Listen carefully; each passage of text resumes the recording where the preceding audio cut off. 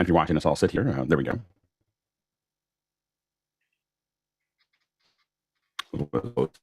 Hi, everybody. Welcome to Office Hours on YouTube. You can find out more about what we do at officehours.global. First hour is general discussion about media and virtual production. Second hour is usually something we want to spend a little bit more time on. Today, we're going to talk about difficult load-ins, difficult rooms that we have run into in the past and how we got over those difficulties. Tomorrow, we're talking about motion capture. And I think that Nick Justishin is actually going to join us, and we'll talk a little bit about Motion Capture 101. We're going to be talking a lot more about it, and this is just to get everybody's head around how it basically works. Thursday, we're going to talk about story. How do we build stories? What is the structure of a story as we start to think through those things? Friday, we have our friends from Hedge. They have some new products, and they're going to come back and talk about those with us. And then Saturday, in addition to the education 2 hours that we do at 10 o'clock, we'll have our own Erica Sandstrom talking about green screen in the classroom. So that's what we have coming up. Let's go ahead and jump into the questions with Bill. Bill, take it away. Thanks, Alex. Our first question this morning comes from Alex Kokendorfer in Viera, Florida. He says, Zoom now supports waiting room videos that run in a loop. Which best practices and advice would you put into a waiting room video loops? And he notes loop videos are about 30 megabytes max if interested. Go ahead, David. I have chosen to both introduce myself in the video and also give some helpful advice. Most of the people that I'm meeting with in Zoom are asking about how to do better production. And so I put some very simple hints in here about how they can look their best. Mitchell? I think we talked about this the other day, and I think it makes a lot of sense to have a loop that explains what you're going to be into once you go onto the main room. As the rabbi just showed us, it's a good idea to give them some tips on how to adjust their volume or how to frame the picture, anything like that. Just something simple and quick. Yeah, and I think that, for the most part, I think that definitely one of the things that I was thinking about it, because at first I was kind of like, oh, you shouldn't do a waiting room. You should just let people in early and work with them. But I do think there's an opportunity to leave someone, if you set up a waiting room for people to come through and leave them there for a minute or two, let them watch that video. That solves communicating, as David was outlining, a whole bunch of things that you don't want to say over and over again. So maybe you open it a half an hour early or an hour early, but you have someone kind of waiting. That mechanism, I don't know how that mechanism would work, but you have people waiting there so that they get kind of all the introduction. As David was talking, I was like, it'd be really nice if at the end of the loop, I just let them in. Like there was a waiting room that just said, I'm going to make sure that everybody watches this video when they walk in, and then I'm going to let them in. That'd be kind of interesting process. Go ahead, David. Yeah, I usually rush to get people out of the waiting room, and I found myself leaving them in there for 30 seconds so they can watch the full video. Yeah, it's a great idea. Now go ahead, Mitchell. A lot of radio stations, for their 7-second delay, they'll have a little recording saying, here's what's going to happen. So, we can follow the broadcast method and be consistent. Yeah, go ahead, Bill. We had to train hundreds for a charity beer festival that I used to run, and we called it, and I think the words matter, an orientation video. And I think if you look at it that way, you're orienting people coming into where they are. It really makes a difference in how you approach that video. Yeah. Next question. Next one comes from Tom Ferguson in Phoenix, Arizona. He says, how do you monitor headless Mac Minis for dedicated tasks? Would Synergy work with the headless Mac Mini? Any other thoughts on managing this configuration? Go ahead, Jason. Synergy messed up on me twice on the air, and I no longer use it for production. But that said, so basically always have a backup, always have a backup, always have a backup. Now that I've said that, newer tech has an HDMI USB adapter that you can just plug in and it will give you full resolution out. If not, the Mac Mini will dedicate all of its resources to kind of side-loaded tasks. So yeah, be sure to pick one of those up. They're $13 at OWC. Go ahead, Jeffrey. Usually with my Macs, yeah, technically they're headless, but I'm always putting a monitor on there. If I need to remote control into it, I'll use VNC because I run cross environment, of course, or I'll connect up NDI and do some use it through NDI and go from there. Yeah, I usually use just Apple's built-in tools. so you can use, I've used Apple Remote Desktop for a long time. And we might have 10 or 15 computers and we just log into them and make the changes that we need. I think that Synergy would probably be overkill because you're moving your mouse to try to get to something when you don't really need to. You just need to say, I need to get to this computer and get to it. So, and a lot of our computers aren't even on the same, in the same building. They are, on the same internal network. We're using Meraki as a VPN, but they could be anywhere in the world. So that tends to be how we approach it. Next question. Craig Kadoki in Toronto, Canada is up next. He says, what do you expect from the future of Heil Sound with this week's announcement that Bob Heil has transferred ownership to the current management team? And he has a link there to an article in Mix Online. Go ahead, John. I posted this yesterday, and I could argue both sides of the fence. It's interesting the two guys that took over have worked there since they were teenagers.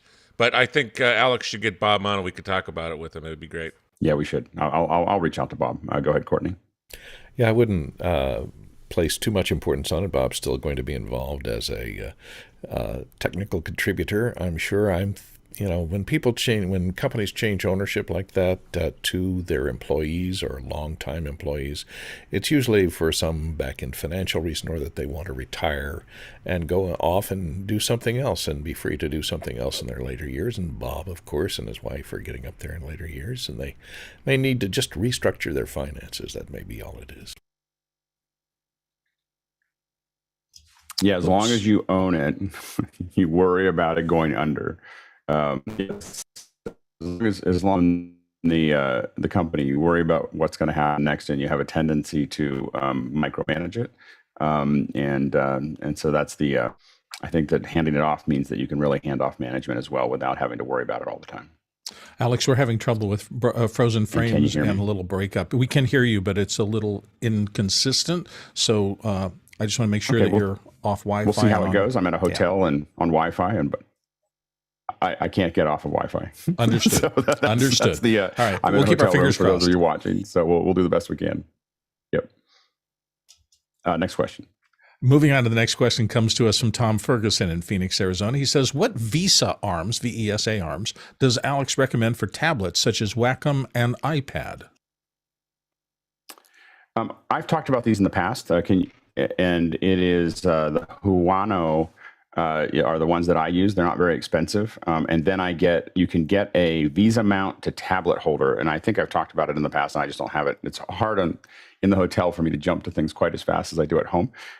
But I use these that VESA mount, the Huano VESA mounts that I get on Amazon for about $100. And then I have these mounts that you can basically cinch on, and they've got a VESA mount on the back, and that's what I'm using to make that work.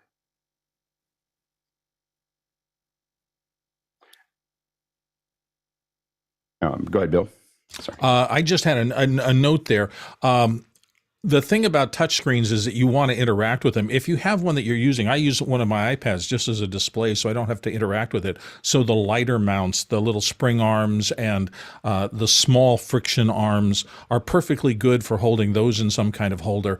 But I highly agree that you want to move up to something like a VESA mount if you're going to be interacting so you get that stability of being able to use the touchscreen without it wobbling around all over the place. Go ahead, Jeffrey. It's a Vivo, VEVO, has the ability to clamp it down, and then you attach it to a VESA mount arm. Yep, absolutely. Next question. Leslie Greenberg in Palm Springs, California says, I often hear OBS and VMix mentioned, but rarely do I hear ECamm mentioned. Is there a reason for that? Go ahead, John. I had the same question. I think that, ECamm's been around for a long time, and I think it's their heritage, because when they first launched it, it was basically a toy. And they need to rebrand. Their stuff all runs on metal. It's all newer technology. It's a pretty decent product. They need some rebranding on this product, on a high-end studio type of product. I think that's what it is. Go ahead, David. I apologize for the crying behind me, the crying baby. I'm a devout ECamm user. I live it and breathe it every day. It is incredibly powerful, and I would encourage everyone to check it out. Next question. Next one comes from Tom Ferguson in Phoenix, Arizona. When using an iPhone or iPad through Apple TV into an ATEM Mini, how do you get clean video without the overlay controls showing? Go ahead, David. So again, I apologize for the crying behind me. I thank you to Alex for, I don't want to show that, sorry. Thank you to Alex for telling me that I could grab an old iPad, an old Apple TV and my daughter's old iPhone and hook this up through my ATEM. I use the app Shoot. If you search in the App Store for Shoot Clean Feed, it's a fantastic little app. And in fact, it also allows me to draw right on my screen. So I have a little telestrator built in. Oh, that's great. That's really, really cool. I use FilMic Pro, but I might check out Shoot just for the telestration. It's really cool. Next question.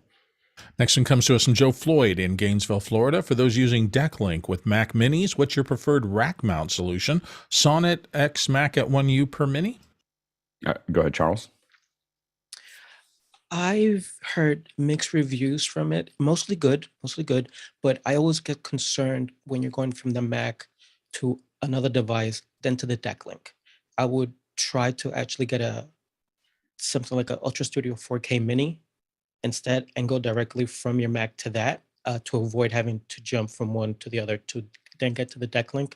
I've seen some issues. Once it's working and you don't have to restart it too much and you're not making a lot of changes, it should be okay, but I would just have that concern.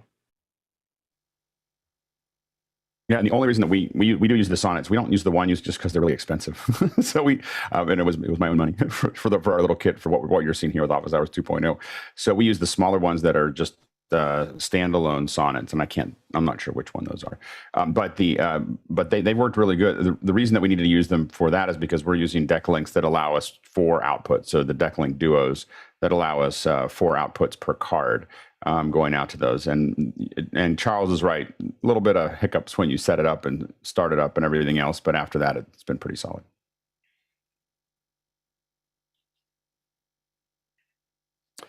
Next question. Sorry, that's okay. It's funny. Just for those of you watching, why there's stops and starts is that I'm used to having 8 screens in front of me, and I have one laptop, and it's like there's all this stuff on top of other things, and so it takes me a second to get to everything. I hate traveling. So anyway, all right, go ahead. Next question. It's okay. George Butters in Halifax, Nova Scotia said, would you rather buy or subscribe to the primary software applications you use? Go ahead, Jeffrey. For me, it really depends. For doing the streaming, I like to have the subscription model. That way I'm always getting constant updates, especially patches and fixes for things like that. But for some other software that I don't use on a regular basis, I'd like to buy it outright and use it. And then when updates come, it's not critical to my job to have that up and running, so I can always find alternatives. You good, Bill? I am very leery of subscription for a couple of reasons. There can be good subscriptions, and I think there are some. If you are subscribing to get access to and start and stop somebody else's intellectual property, I think subscriptions are a perfectly legitimate way to do business, and I subscribe to some things, and I think that's great. In generic terms, though, the things I dislike about subscriptions is once you subscribe, you get that bill monthly whether or not you continue using the software. And a lot of companies make it really easy to subscribe, but then really difficult to unsubscribe. I call them a little bit fishhook subscriptions. So if you find... See, I call them Hotel California. Yeah, you can check in, but you can't check out. Perfect. And I hate that. I think that if a company makes it super easy, one click, and give me a credit card to subscribe, they have to make it equally easy to get out and unsubscribe if you want to do that. The other thing I hate about it is that any subscription that has a wall between you and your own intellectual property, where you are giving your work, whether it's editing or audio editing or something, and putting it behind their paywall, and they have the possibility to cut you off from access to your own work, I hate that, and I will never subscribe to something like that. The other 2 little things I found is when I was trying to unsubscribe for something, I got a rude awakening because my bank manager, a very nice woman, said, Bill, I can't even help you. You can't stop that. And I said, what do you mean? She said, you are in a contract with that company, and the bank has no authority to even stop payment over it. And that to me just blew my mind and made me extremely angry. And it got me to the point where I only subscribe to things by using a drugstore vanilla card or something like that, where if I stop putting money on the card, they stop getting my money, because if you hook it to your card, I've had circumstances where your card gets stolen, they're going to auto switch the subscription to your next one. And if you get hit by a car and go into the hospital, you continue to pay for this stuff. It's crazy. Yeah, go ahead, David. I'm a big fan of subscription, I think. I'm not sure if it's the subscription I'm a fan of or the app specifically, but for ECamm, for example, ECamm is a subscription app, and I'm able to reach out to the developers. There's a huge community online. Very, very powerful to know that that's an ongoing experience that we're going to have. Yeah, Courtney? It depends. It depends on whether the app is something that's only accessible online. If it's something I need to use while I'm not online, I usually like to own it. And I like to own it, and if it has DRM that only allows me to install it on one machine, I usually won't buy it because I have 30 different laptops, and I need to have the software that I use on a different laptop every day. They're not renting out to anybody, and I'm the only one that's using it, and I can't manage the DRM having to uninstall it off of some laptop that I may have used a week ago and I don't know where it is to get it to work on the current laptop that I'm on. DRM is a big problem with me, so I usually try and buy it if I can. Next question. Next question comes up from Tom Horn in San Lorenzo, California. He says, I'm streaming to Vimeo, which is then embedded in our House of Worship presentation site. Is RTMP, is there a way while our RTMP is streaming to Vimeo to then switch it off to a second RTMP location without interrupting the stream? Go ahead, Doug. Yeah, one solution that you could use is a website called Restream. And what you do, you set up one account and you push it to Restream, and then inside Restream, you can set up multiple destinations wherever you want it to go. And you can turn those on and off at will while a show is going on. We just used it last Sunday, and it worked just fine. Go ahead, John. Yeah, I think this may be like they want to mix two different RTMP streams real time. More information would be helpful. If you're looking to do that, you could bring in both RTMP streams into the primary site and then actually switch between it using some sort of device to capture that and display it on both sides. Yeah, and we've done this for a long time. The main thing is that switching from RTMP streams is not smooth, so you can't start cutting back and forth. But if you're trying to go from one place to another, a lot of times what we'll do is throw up the same graphic that oftentimes isn't moving for a second, and then we make the change. You can do that. We do that in our Elemental encoders. You can also do it in Media Live. You can also do it in Restream. It's just jumping from one stream, but know that it's not a pretty change between the two. It's not really built for that. So you usually want some kind of matching slide on both ends. You put it up, you make the switch, and you come back to it. And we do that fairly often. Next question. Next one comes to us from Tobias Moss in Minneapolis, Minnesota. He says, anyone here with some Wikipedia expertise, what are the top tips for getting an accurate article on a public figure published? Go ahead, Jason. Wikipedia is very much a meritocracy, and I would say if there were absolutes concerning it, it would be don't ever expect for the first original article that you publish to actually stay there. You need to kind of be in the community. You need to start, adding to other people's materials instead of like your first post when you set up to edit. It really shouldn't be its own original article. That said, citation, citation, citation, citation. That's the way to go. Yeah, I mean, the more people contribute to it and the more they already have a ranking within Wikipedia, the longer it's going to stay or the more stable it becomes as you start to do that. Next question. Jonas Dottel, our friend in Stuttgart, Germany, says, tips to getting started using an AJA LUT-BOX. Go ahead, Charles. I would first go and calibrate your monitor to make sure that you can trust it. Then add the LUT-BOX, then measure the monitor just to make sure that nothing has changed. Then once you get that, pipe through what I would do first, gray to make sure that you're not warm or cool. Then an exposure chart, and then just go through footage that you know what it's supposed to look like, right? So you understand. And then throw up some color bars and test that out.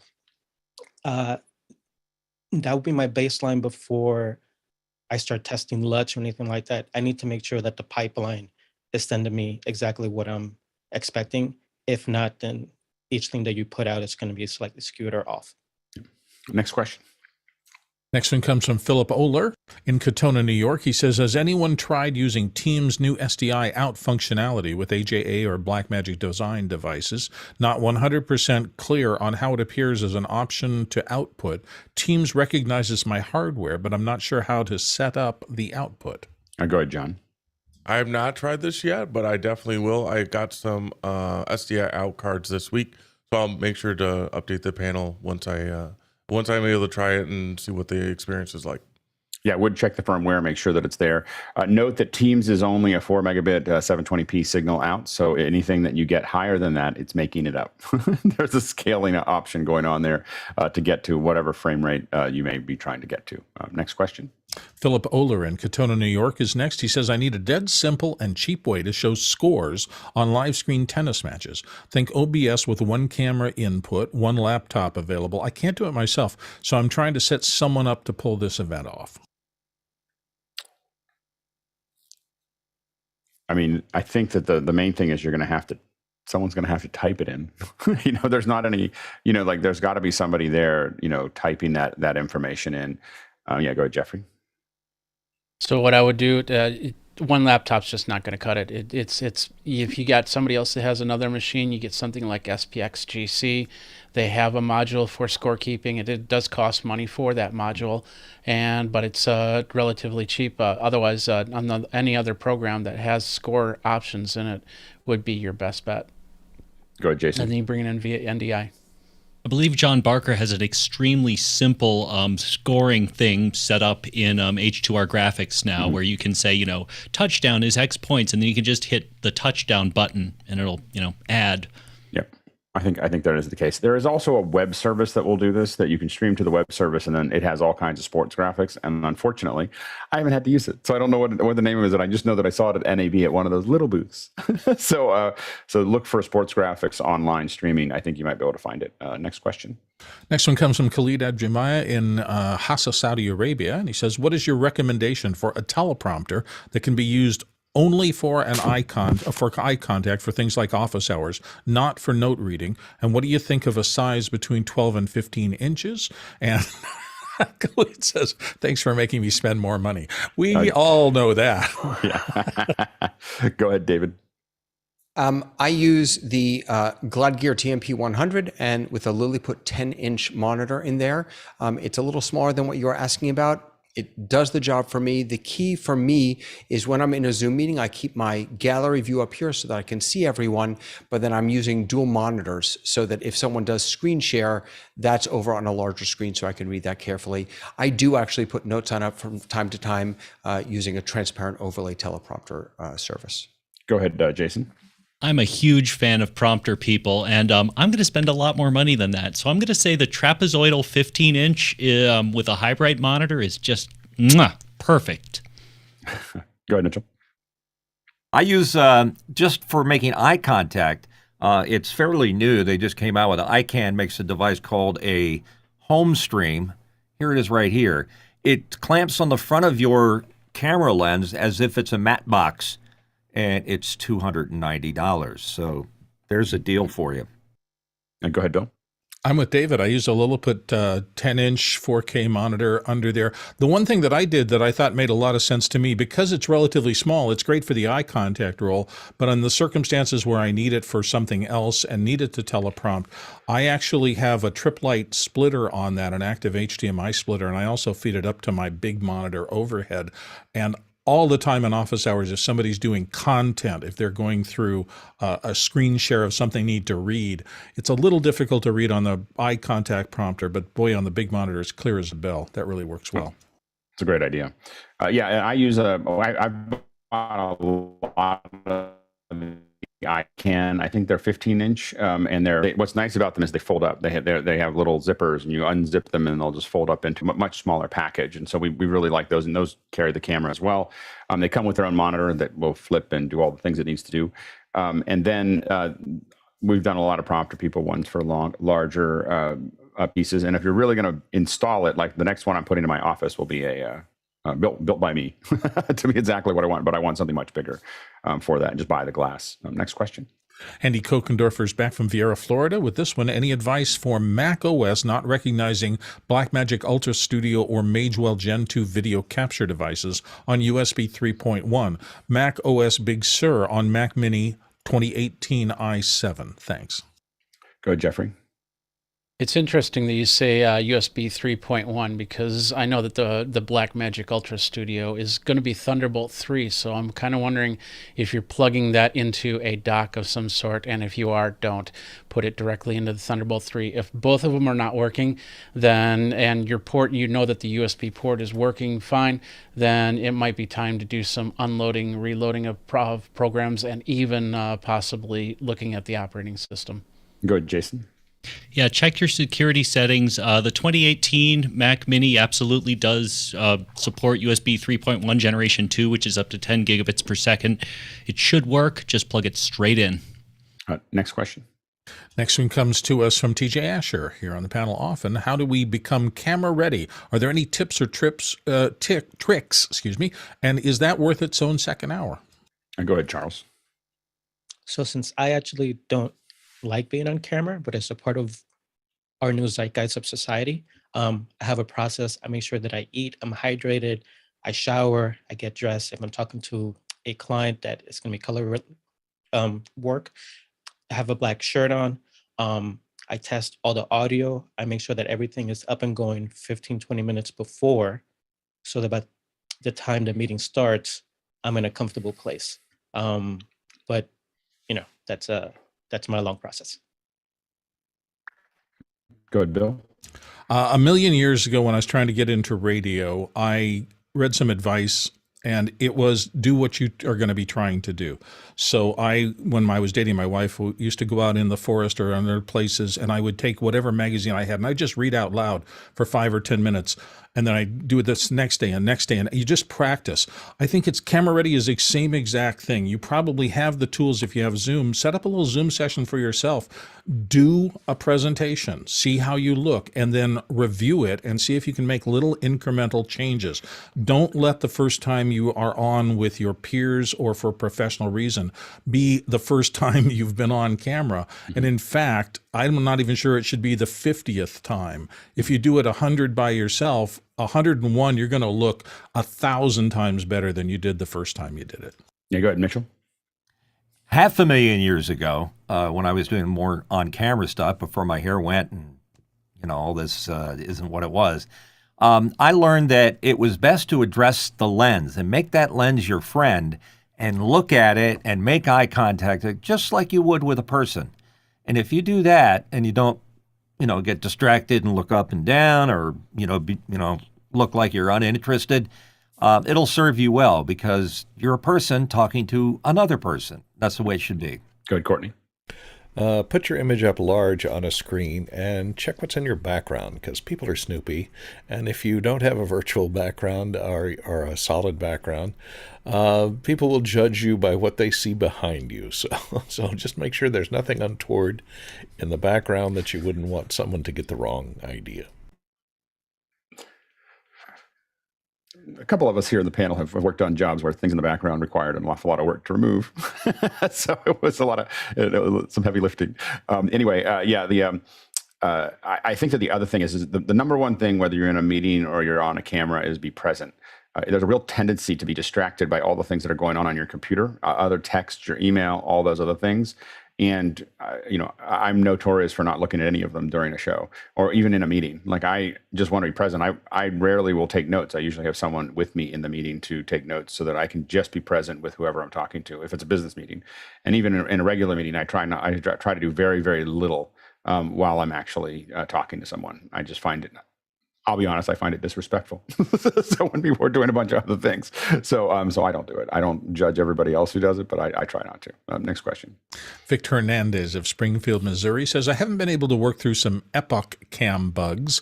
Hoping to avoid wiping my only computer. Can FilMic Pro be used for streaming? And are there any other low to mid-cost solutions to use an iPhone 12 Pro as a webcam? Go ahead, Danny.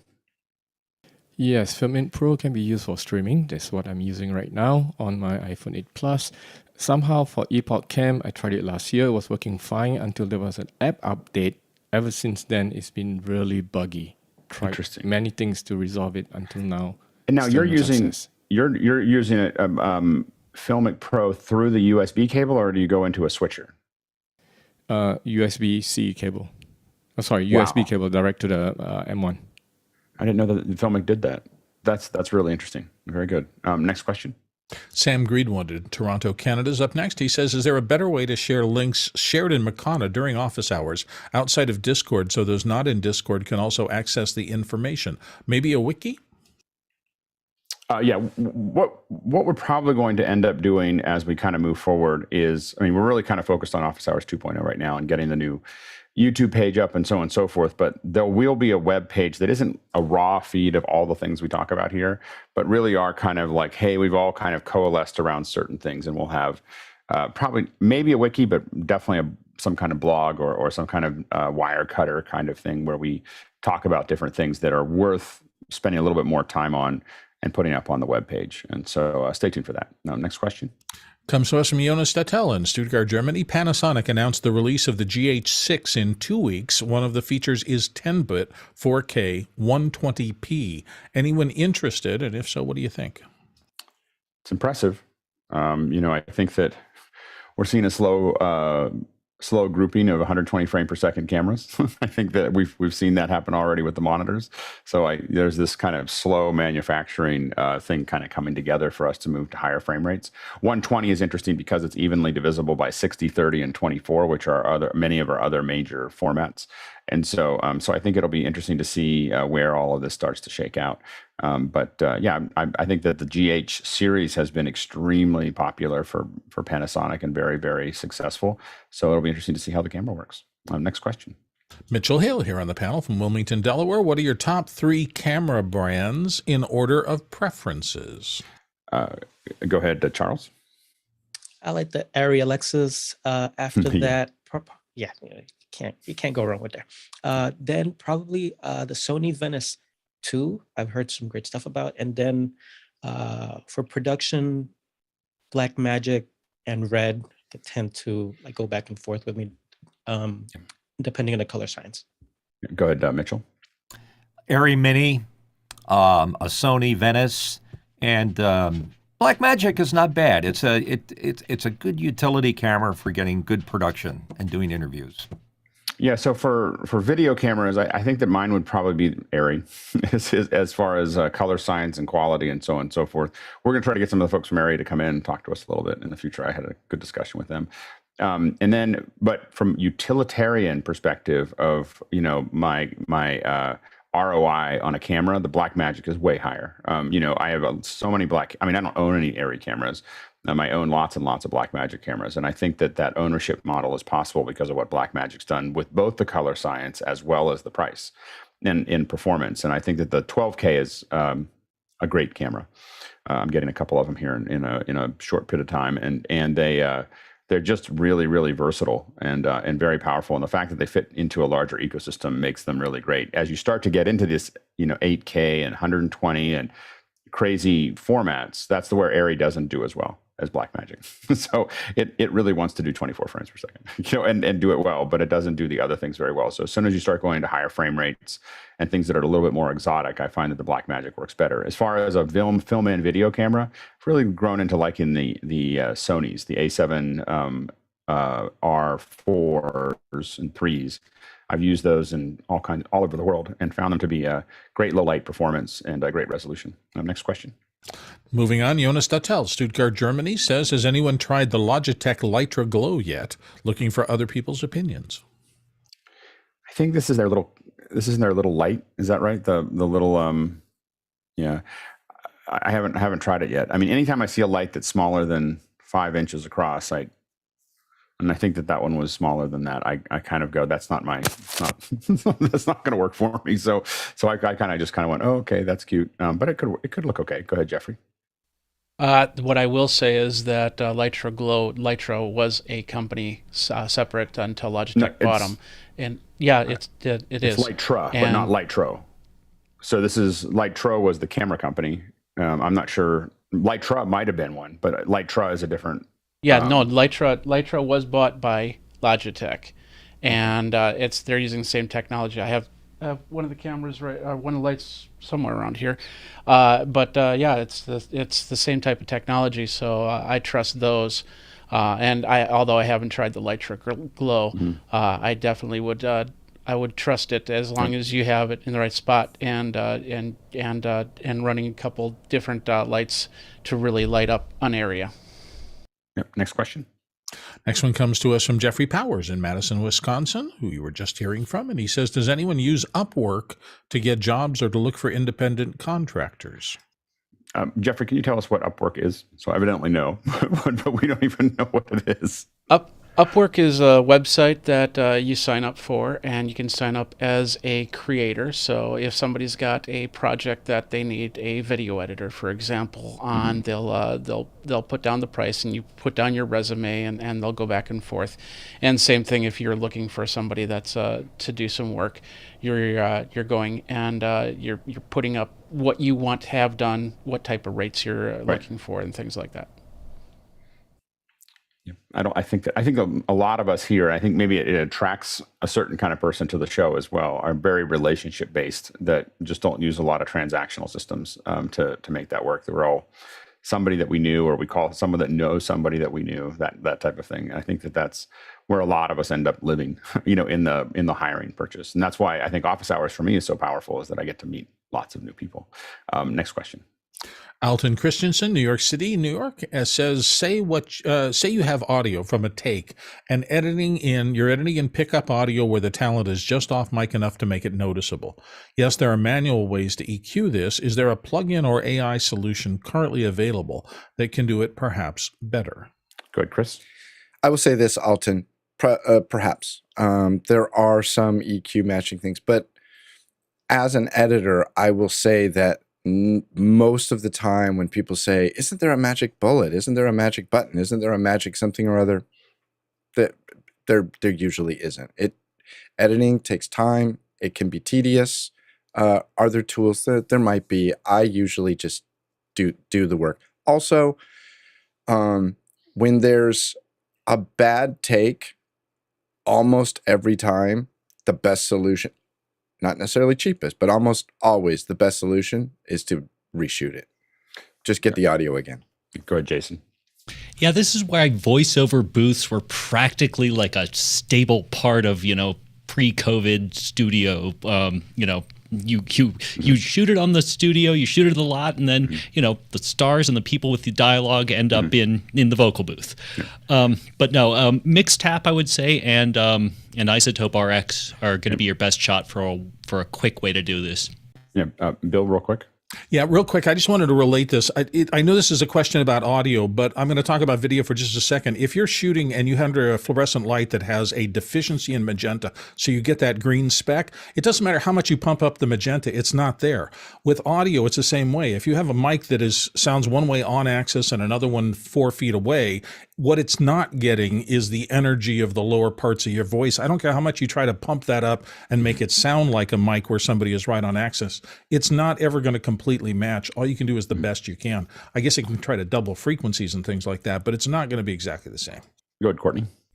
If it's a dramatic scripted piece of dialogue, check for audio from an alternate take, because a lot of times the boom man was distracted or something. We'll get it right in another take, and you can usually lay that sound right over the top of the take that has the off-axis audio on it. Yeah, the closest thing that I've had to a magic bullet for this, I've had to deal with it a couple times, is Synaptic Unveil.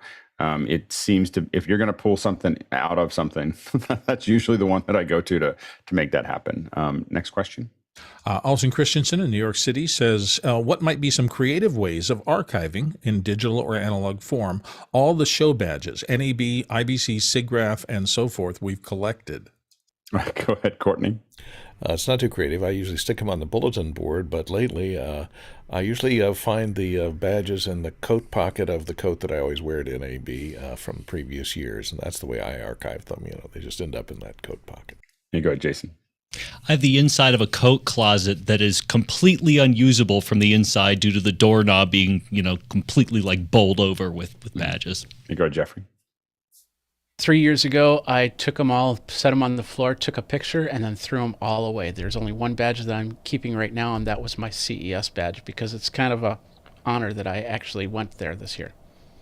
I think I have a bag of them somewhere. I used to keep them all, and then it just became too many. So then because I have all these like weird backstage and all access badges, so I was kind of, keeping a lot of those, and then I think I just lost them in some move. Yeah. So there you go. Next question. James Babbitt in San Diego says, "Hi, Alex. Please describe your setup, mic, camera, and lights as you work away from home today." Yeah, so I'll take a picture of it for tomorrow. I'll be here again tomorrow morning. I have a Logitech Brio that's on a laptop, on a 14-inch laptop that sits on top of my carry-on. My carry-on happens to be 14 by 9 by 7. So it is about the right height to set my laptop on. I've taken other cases and found that was a mistake because then they had the wrong height. So it turns out the carry-on is really important. I have two PavoTube 6Cs that I'm using here. Those are powered powered by USB, and they're on little light stands. I've got a MixPre 3 with noise assist on it, with a Countryman H6 that I'm using for the headset. For all of these things, this all fits into all of the gear, along with my clothes for the trip, fit into my carry-on. So it's a very small kit that I have here, and I also, behind me, you'll see that the lights are probably better colored than normal lights. I use the Aperture 7Cs. I went up from the hues because I was seeing a little bit of flickering in the hues, and so I have the 7Cs in there, and then I'm controlling the colors on my iPhone. So so I replaced them. The last hotel I was in, they had a different mount for the lights, which was a pain. But this is just standard. Unscrew the lights out of the hotel room, screw these in, gives me a little bit more color. So that's what I got. Next question. Next one comes from Dave in Alexandria, Virginia. Watching the Olympics, I've noticed a delay between the video and the commentary. For instance, when snowboarders crash, there's a beat before the commentators react. Is there an obvious reason why they couldn't delay the video to match the commentary? I go ahead, Courtney.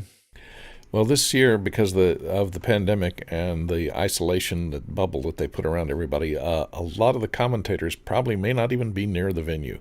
So they're getting delayed video to the commentators, which they're seeing. And then, of course, their commentary is having to go back up to the Olympic control booth. And they might be able to synchronize it, but they may have two commentators, and they may be in different countries if they're operating from home. So matching the delay between the two would be quite problematic, and they probably don't have time to do it on every venue and every location. Yeah, go ahead, Chris. Yeah, it's a shame because, the phrase, the agony of defeat, it has to hit right at the right beat. Yeah, I do know that a lot of the commentators, or I've heard that a lot of the commentators are actually in New York or Connecticut. So I think that they have been, they're sitting there watching those. If you don't see them ever on at the venue, they're probably not there. And so, because if they're there, they'll show themselves as being there. And I think that it depends on the ranking. So I think the snowboarding probably has a different set of rules than the ice skating and some of the other things. And so I think it all depends on which sport. We hopefully will get some folks either in after hours or office hours that are on the ground at the Olympics, and hopefully they'll give us some more insight into that. But I know that there has been talk about moving commentators off, and when you do it that far, depending on how many hops it has to do, there could definitely be a significant delay. I found it a little disconcerting to the point that was made here watching some of the snowboarding stuff, because it was definitely felt like it was behind. Next question. Douglas Carmichael says, what enterprise networking vendors have you had success ordering from? Cisco seems to have many models back ordered. Go ahead, John. We use CDW and as our main resource, and then we'll reach out to other partners depending on what we're looking to get, as well as what may be available. As government contracts wrap up, a lot of times equipment will become available. So if you're connected to several partners, you can get your hands into that pot, and usually at a discount, which is nice. But yeah, Cisco is 6 to 9 months in a lot of networking gear, which is definitely problematic if you're not able to plan out far enough ahead. Next question. Georgie Kennedy Jr. in Washington, D.C. Our friend says, what Bluetooth headsets are you using successfully with Unity comms? I'm looking at the Blue Parrot B450 XT. So the Blue Parrot is the one that I've actually used with Unity comms. It works great. The battery life is phenomenal. Audio quality is relatively good for that kind of headset. It's comfortable over the ear. So I've actually been pretty happy with it. I tend to, if I burrow in and I'm going to be working, I tend not to use Bluetooth just because I still don't trust wireless.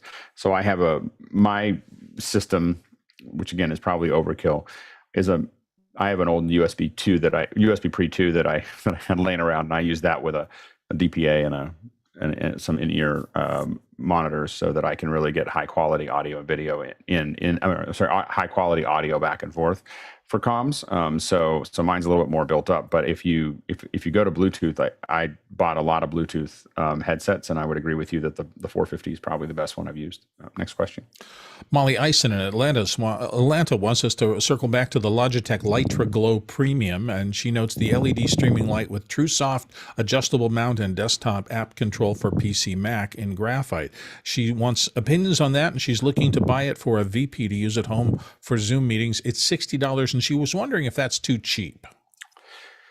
Well, I don't think it's too cheap. I do think that if I was going to light up a vice president of something, I would use a larger source. So I think that a tiny little glow is fine for a travel light, or fine for something if you really want to save money. We light up a lot of executives, and I would be looking more at something like a Nanlite 68C, and a couple of them for a vice president who wants to really look good in an environment. Those larger sources make a pretty big difference. At home, I use 3 Nanlite 100Cs, so which are much larger than the 68s, and but the 68s we found to be pretty successful. Go ahead, Charles. Yeah, I second everything that Alex said.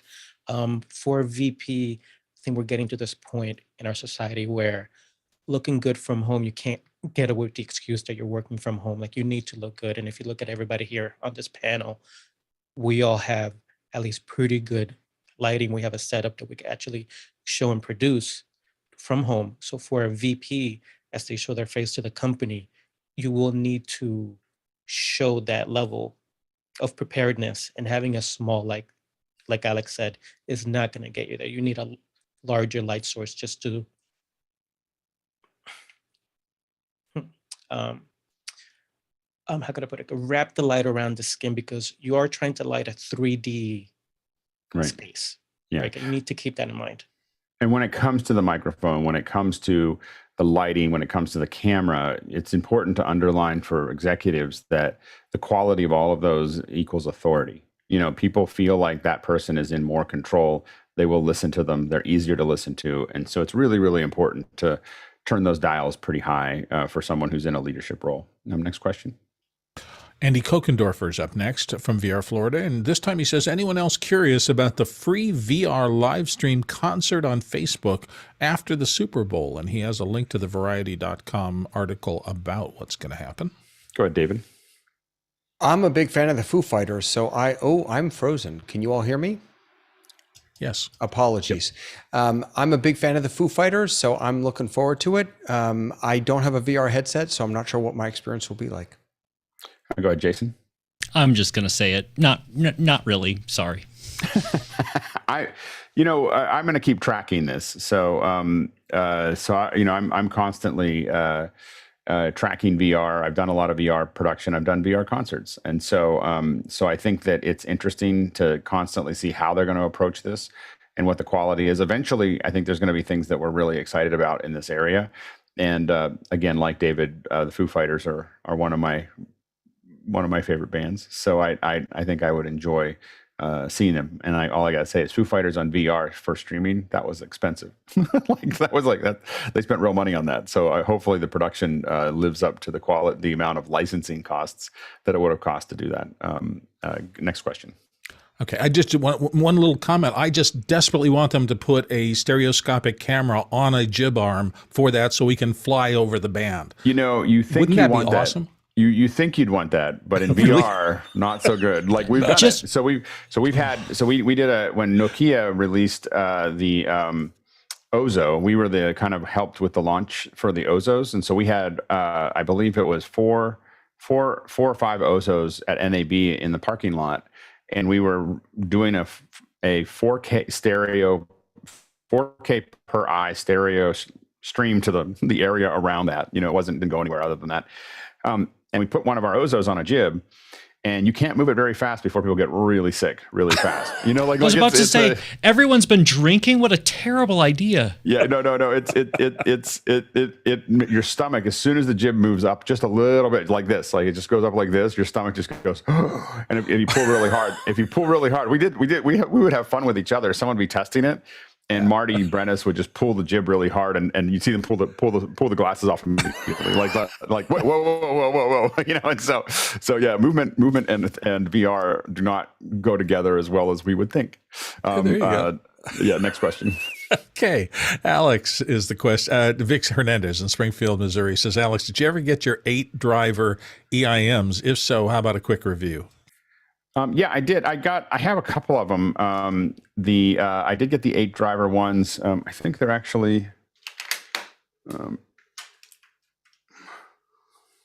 right there. Super high quality. I'm kind of amazed. These are the ones that are. They say 16, I think, on Amazon, but they're 8 per ear, and they sound really good. They're I can't.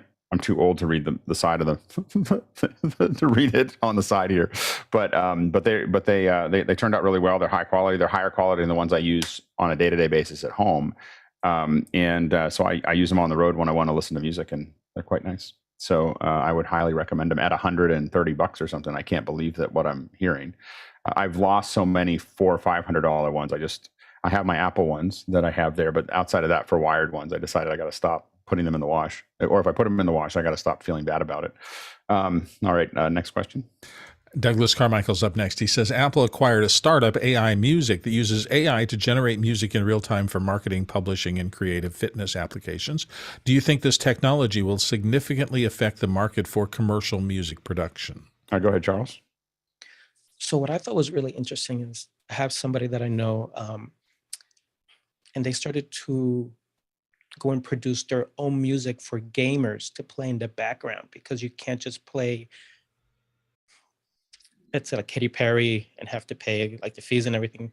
Right. So he's actually shifted over to that model, and he's actually made a lot of money because the Twitch players will play for hours and hours and hours. Right. So for this to be able to generate a tempo and rhythm and music that it's in line with whatever you're doing, I'm not exactly sure how they're figuring that out. It's actually going to be very interesting. So for that and fitness, I think it's going to be great. I'm looking forward to testing it out myself.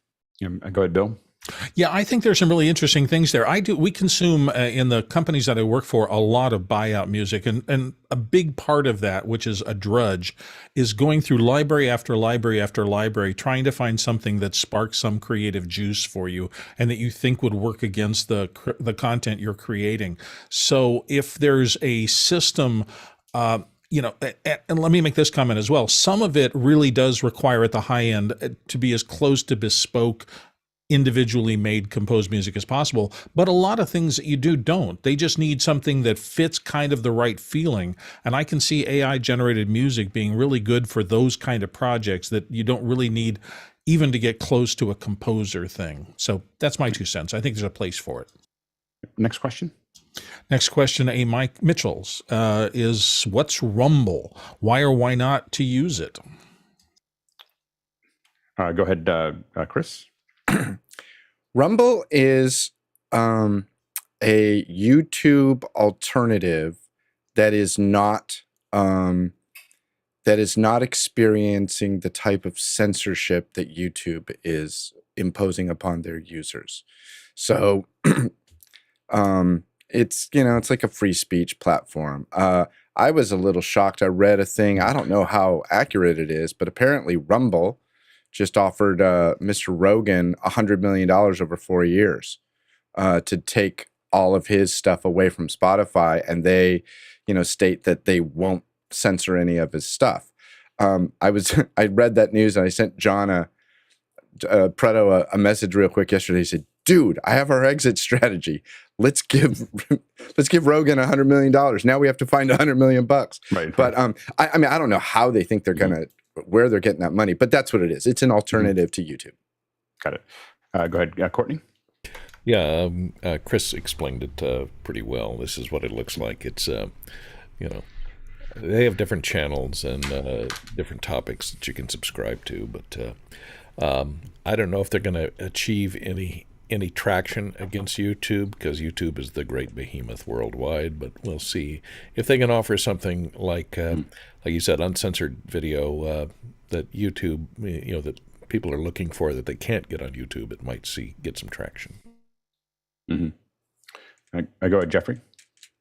Yeah, so the Rumble's been around since 2013, and they have this, like a lot of the other ones, they have the ability to actually say, okay, if you post on YouTube, all you have to do is link to the YouTube, and then we'll pull it over and then put it up on our thing. They have a monetization option where you get 50-50 monetization on there, fully 4K videos, so you can go, I think it's 4K 30, but I'm not 100% on that. And of course, they're based in Canada. So, but if you look for videos, don't expect Google search to pull up anything from Rumble. You might have to do something like othr to do any type of searching for that type of stuff. Next question. Darren in Dallas, Texas is up next. He says, I'm looking to replace a broken Nikon D80.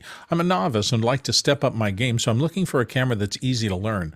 Would like to record 4K video as well. Please prefer to stay under $2,000 US. Any recommendations from the panel? I guess the question really is it a still camera or a video camera that you're looking for exclusively? Under $2,000 for a video camera, I'm always going to come back to a 6K. A Blackmagic 6K under $2,000 is a great video camera that's going to let you do a lot and give you a lot of control and a lot of scale. But if you want to mix and match that, then you're looking at something in between. Go ahead, Charles. I came to the same conclusion, but then I was starting to think, well, what about the lens? And then that obviously just jumps it right over their budgets. Maybe the 4K.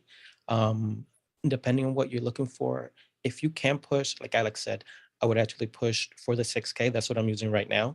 Yeah. But then my lens would push you like way over the top. But Yeah. I mean, I think a 6K with a 24-70 lens is a pretty great all-around camera. Go ahead, John. The Sony A6400s are great for the price, and with the kit lens, is going to come well underneath that $2,000 price point. Next question. Mitchell Hill here in the panel. Oh, I'm sorry. No, I read that wrong. Our friend Tlaloc Lopez Miguel Waterman says, from Ocean City, Maryland, does Rogue Amoeba have a companion module? I don't know if it does. I don't think it does. I think you're going to have to use just general keystrokes. And you're going to have to kind of hard code that. But yeah, I don't think that it does. It's an interesting idea. Next question. Alex Goldner in London, our friend, says, is 18 ports enough? He's got a link there. There's a TS4 Thunderbolt dock that has 18 ports. I guess it depends on what they are. It looks really nice. Is it brand? I guess this is brand new. So I'm glad I didn't. Oh, this is CalDigit. So yeah, that's a lot of ports. It's like all the ports that you could possibly want in one place. So powered by plutonium or something. It's a lot of output. Yeah, interesting. Yeah, so I go ahead, Jeffrey. So the more you push into a box, the more chance of failure you have. So I would say that 18, gosh, you're really, really pushing it. Even with Thunderbolt 4, you're definitely pushing the limits. I mean, I think it'd be hard to get to the outer edge of Thunderbolt 4, but you are getting into bus limits if everything is doing video or everything is doing something that is a high bandwidth issue. Now, there's a lot of things that we don't need that for. We have ports that all need just a little bit of data, your keyboard and your other things like that. So but as you start to have all those ports and you start to fill them all up, you do need to start thinking about the impact of what is each port doing and whether it's going to hit your ceiling. Go ahead, Mitchell. That's one hot wall wart. That's all I can say. Yeah. Very good. All right. We are changing subjects to our difficult rooms. This came up last week. Someone talked about, like, what was a difficult room that you were in or a difficult load in that we've dealt with, and kind of talking through some of how we manage those things, as well as just showing maybe some examples and answering questions about how you approach it. I'm going to show a couple to kind of kick things off and hopefully get everybody thinking about it. Let's see if I can actually do this on the road. We'll see how this works. Let me see here. I just grabbed a couple images to play with here, and I'm going to try to screen share this. Oh, I need to be made a co-host of the show. Let's see here. So I don't know who's hosting right now, but someone's got to flip me over here.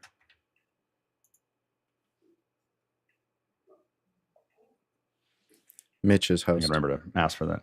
Mitch, you gotta make me co-host. Here, I'm just gonna reclaim the host, and then I'll go back to you. It's easier that way. All right. Here, I'm gonna. If I hand it back to you, you gotta make me co-host. Hold on. All right, so Mitch, you got to make me co-host. I fear I do not know how to do that, for which I apologize.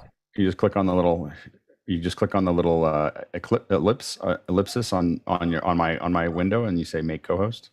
I'll try that again. I did it a second ago, and it didn't do it. Yep, there. Sorry. Okay. All right. So here we go. This is just a couple of them. This one was what was really difficult was that we had to load in at midnight for an 8 o'clock show, and this was the very first time that we did this kind of in the round idea, and so we put everybody in the round there, and then we had to kind of figure out where we were going to put all these cameras and have them all kind of sort out, and it turned out okay. Getting all the color correct on the cameras when you have no time and everything else was a little bit difficult. We also had to hang that big light, which turned out that was kind of an easy way to handle a short load in, was a giant China ball, a 6-foot China ball that made it all look like it was kind of in a living room. And by the way, we didn't pick the chairs. They are the most uncomfortable chairs ever made, but they look nice. So that was another piece of that. This was we were asked to move into a non-square corner of a hallway in the Mandarin in Washington, D.C. So this is us building up, and we were given about 9 days to figure it out. So a lot of it was us trying to figure out what we were going to just jam into this little corner. There was a lot of security concerns, so we had to have proper egress going in and out of it. So you can see us kind of putting these together with these monitors. We built the little table from scratch, or our guys did. This is our tech area right over here, shoved into what I think was the air wall, a gap. We kind of shoved all of our gear into that there. Tried to keep it simple because we didn't have a lot of time to load in either. So we had a day to load it in. This is kind of what you can see when we built it out. Of course, we put glass there to knock down the sound from the outer area, but let you see exactly what we were doing in there. But this was for that business forum for U.S. and Africa. But you can kind of see, there's the teleprompter that we've talked about in the past. This one wasn't so much, this was in a studio. The hard part here was we were managing 5 streams at one time, so at pretty high level. So getting them all, kind of packed in. What really made this work was building and testing all the stuff in our studio, and then moving it to where it needed to go to actually execute the event. Smithsonian's hard just because we had an hour and a half to load in. So we had to load all of the stuff in, the lights, the cameras, everything in an hour and a half and be ready to go live. And so it wasn't so much the space was difficult. They actually do a lot of broadcasts from this space in the Smithsonian. It was just that the lack of time really created a pretty complicated setup for us. And we rehearsed it the night before and then marked all the cables and made it all work there. The Synod is hard just because it's the Synod. And so, there's just a lot of security issues, and there's a lot of folks who have a certain way of doing things that may not necessarily be as the same way we would do it, because they want you to be in the back where all those camera operators are in the back, and we wanted to be in the front. There's like a 3-tier thing in the front that makes it a little bit more difficult to load into. White House's time is the thing that really causes trouble here. This is the East Room, and we took a laser scan, so you can see this not a laser scan, but we took some measurements. You can see this truss that sits straight up. It looks like it's higher than the chandeliers, but it's actually about 3 inches below. And when you swing it up, you can scare a lot of people really fast as you start to swing that thing upward with all the pieces. But again, 2.5 hours to kind of build a full system to make that work. And so those are some of the more difficult ones that we've had as far as loading in. And I'll throw it to Chris. So Alex, I had a question about, you showed the one photo where you said it was in a studio, 5 different feeds. Yeah. Do you tend to pack, how do I say this? Do you tend to pack things by task or by item? So for example, you have guy 17 whose job is to have this laptop and this audio device and this thing and to monitor such a thing. Does he pack all of his stuff into one box, or do you put all the audio interfaces in one box, so as he goes to set up, he has to go to the audio interface box? We built, for that one specifically, we built 5 kits that were standalone, tested them all, and they all come in their own cases. So they came in all Rode cases, and we had practiced putting them up. So we're not trying to go to a central place to grab onto everything that we need. We have them all kitted out. All the cases are exactly the same. And we do that, we tend to do that whether they're all sitting next to each other or they're in different rooms. So we've done ones where we're streaming 20 rooms or 8 rooms or whatever. And what we do is we build each one of those kits, and we spend most of the time in the lab building them. So one of the big things for loading into difficult locations for us is that we spend a lot of time in the warehouse building it out and figuring it out rather than figuring it out on site. So there's a lot of measurements that go on. We build 3D models of almost everything that we do, so that we understand where all the bits and pieces are and everything else. We tend to have a very talented crew for the load in, especially, that really understands what they're building. We don't have a bunch of people that are trying to figure it out. We, like, for instance, even in Moscone, there might be a lot of crossover between Local 16 and people that work for me on a lot of things. so it made it easier because we would make them must-haves, and but they're working when they're not in Moscone. They'd be working for me in my warehouse, and so we were able to basically use that time, build it up, and oftentimes they were the ones that built it up, and then they were able to go in, and that saved us an enormous amount of time and money, to do that. And so basically, instead of having folks that are pulled in for that day or trying to figure out how to put this thing together, it comes in totally wired, marked, ready to go. And so going into difficult locations, one of the things that we found saved us a lot of time and money was to a lot of previs, like just tons and tons and tons of pre-visualization, pre-checking. If, like, for Dreamforce, we would have, let's say, 8 rooms. I've showed this in the past, all of those rooms were built in our warehouse, tied together and run with comms and mixers and everything else, all run in our warehouse, all next to each other, so that we can just walk around. If something isn't working, we can fix it. But then when we go to Moscone, the only thing that changed was the length of the fiber, or going through their fiber, but it wasn't anything else. And we would wire it so that you could roll into instead of spending all day trying to build up a room, we could load our kit in 45 minutes. Just give us the spigots, and we're up to go. Now that took weeks of building. For almost all of these where one thing we try to do a lot of is we try to build in. We finally got a trailer, and then we had some trucks, but we try to build into the trucks so that we can pull up as much as we can, pull up and just run cables out of them.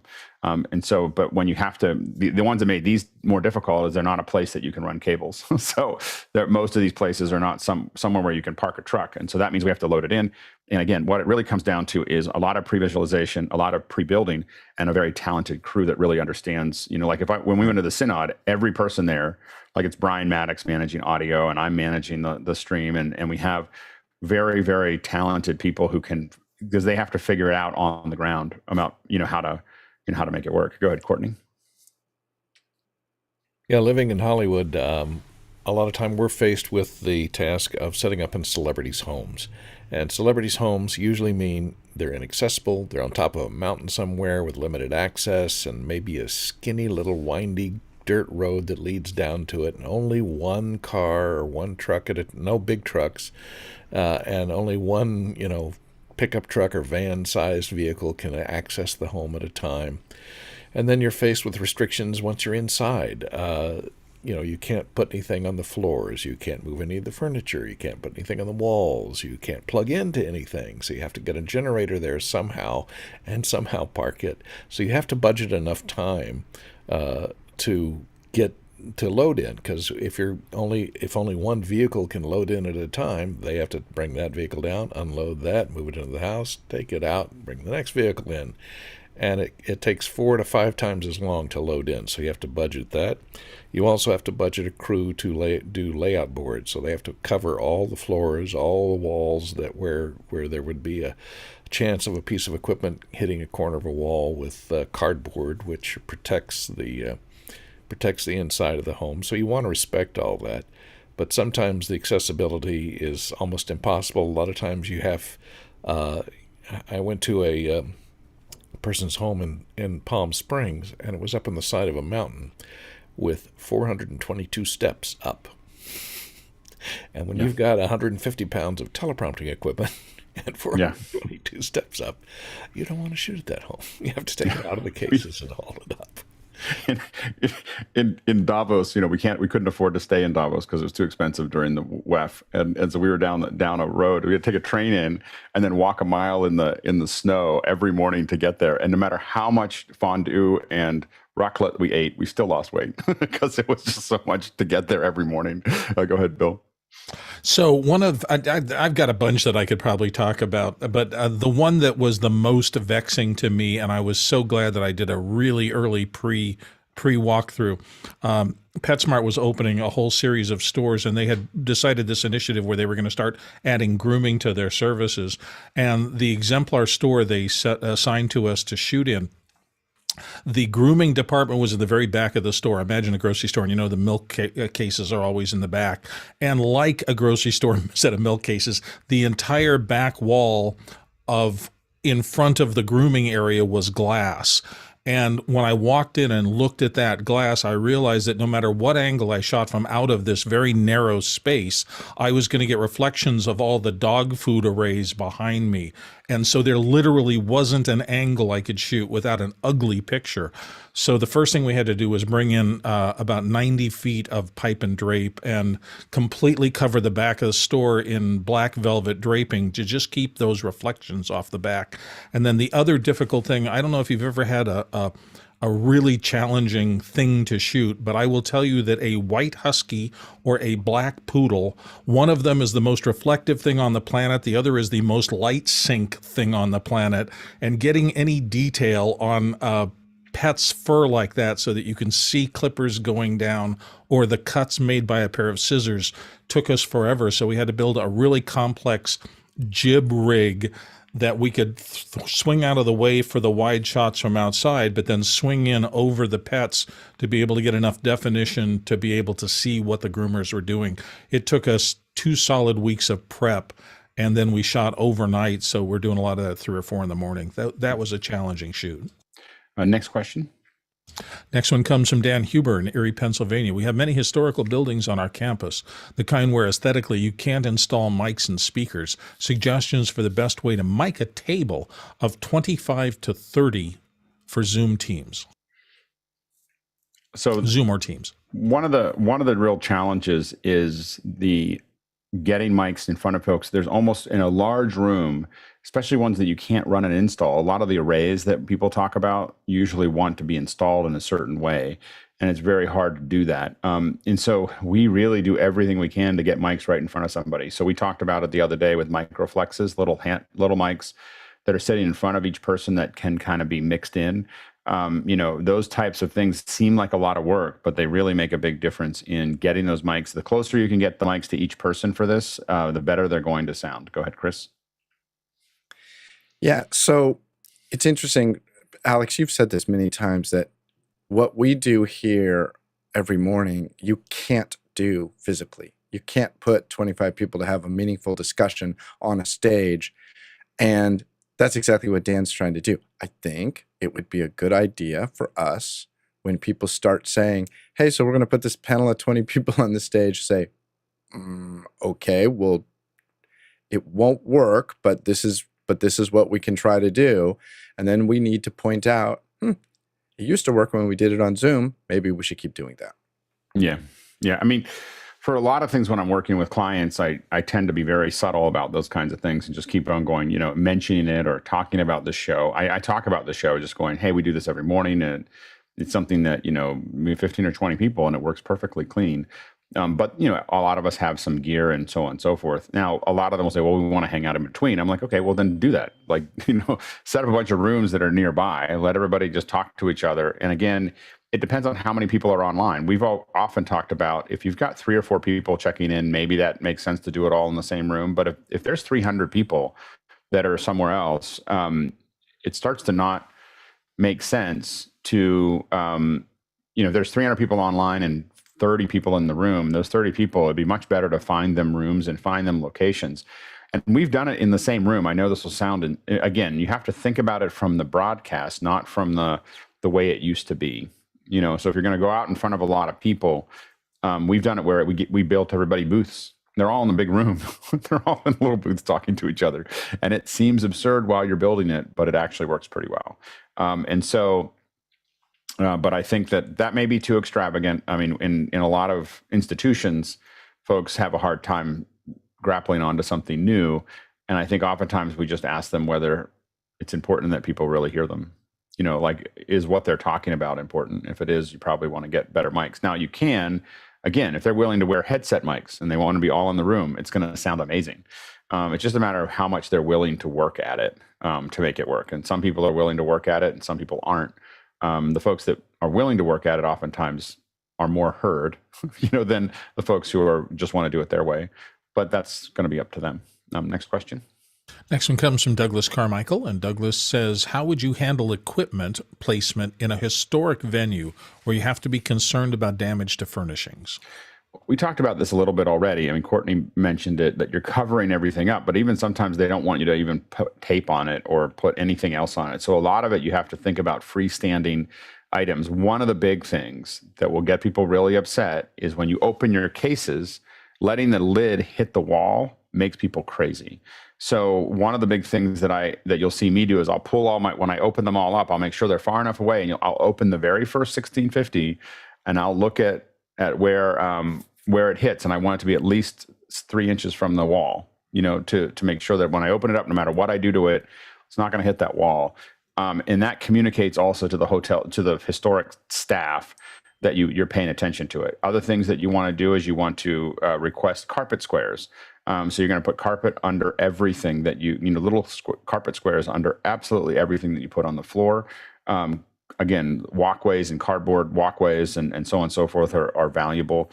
And the other thing is really one of the big things is communicating to your crew how important it is that they don't touch anything that they shouldn't touch, and they don't bump anything. Go slow. That's, you just want to talk to everyone about it, because a lot of times we just start loading in and then we're upset that someone nicked something, but we didn't really keep on. You have to have people really paying attention, and then you have your producers and coordinators paying attention to corners, paying attention, and the load in is the danger part. Once people get loaded in, oftentimes it starts to settle down, but you really have to have people who are nagging people to be careful of the walls. Those are the biggest things that get hit. And if there's something like a vase sitting somewhere, you either move it or you have someone standing next to it to make sure that it doesn't get whacked. Go ahead, Bill. All of those things. Plus, for me, one of the challenges of working in older buildings and historic buildings is just power availability. I try to go into those kind of circumstances with everything on battery, because you don't know what you're going to find in terms of, it may be ungrounded plugs. You may get something earlier than that, and you may need to run something a long way to a tie-in to get enough power for anything. So my standard is to have double the batteries I would normally bring in, so I don't have to rely on anything being accessible in a historic room.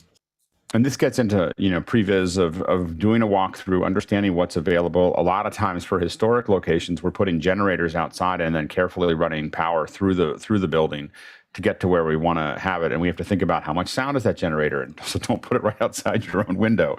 And don't put it in just in case you're wondering, don't put it outside of the president of the university's window either, because then they'll tell you have to move it at the last minute. Not that it's ever happened to me. Go ahead, Courtney.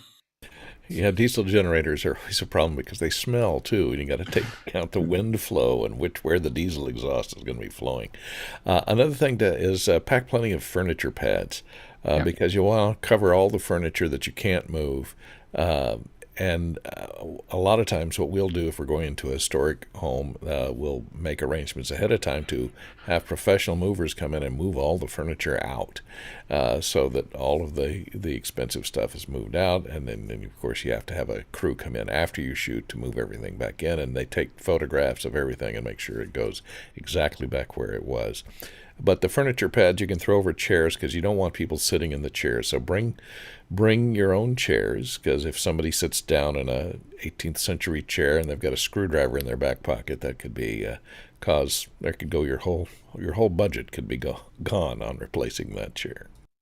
Yeah, and the conversations you have in the historical locations before you get there are so important. They're just, you have detailed conversations, and go back and look at all the things we're talking about here. When someone says, what questions do you have? And you start off with, I think we need between 50 and 60 carpet squares. You're setting yourself off on a good foot with the location because they know that you're paying attention to small details of, this is what we're looking for. How can we load in here? Are we allowed to have a logo on the truck when we park out in front of it? Are we, like a lot of times our stuff was all unmarked because where we loaded in or not something that's okay to advertise your what you do.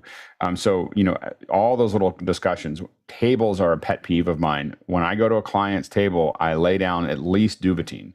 If not a carpet, thing, I do not put hard things on tables that I don't own. Like that is a, like it doesn't matter whether it's historic or not. I do not want to have a piece of hardware leave any kind of scratch on someone's table, because most of those tables don't look like much, but they all start at like $4,000, and so it's just a good way to just throw. We have rolls of doobie that we just kind of throw down. A lot of stuff's packed in it. And we just lay it out there before we start putting hard things on them. Next question.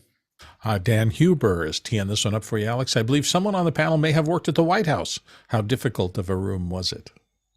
Well, the good news about the White House, we've loaded into the green room, the Roosevelt room, the East room, and the executive office, EOB next to the White House. And we loaded in a couple of different ways to it. There's so the big thing is, obviously you have a limitation in the number of crew you can bring in, because there is especially when the president's in the room, there's a ratio of the number of Secret Service to the number of people in the room that has to be maintained.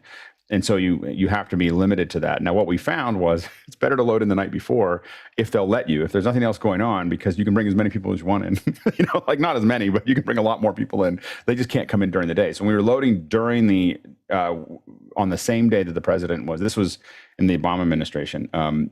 When we loaded in on the same day, then it meant I only had, 6 people to work with. If I loaded in the day before, which I didn't find out until the last one, that I could bring 12 or 15 or whatever in there. It wasn't as important. And so anyway, so those are the challenge is really the number of people that can be in there, as well as you got to be careful not hitting everything.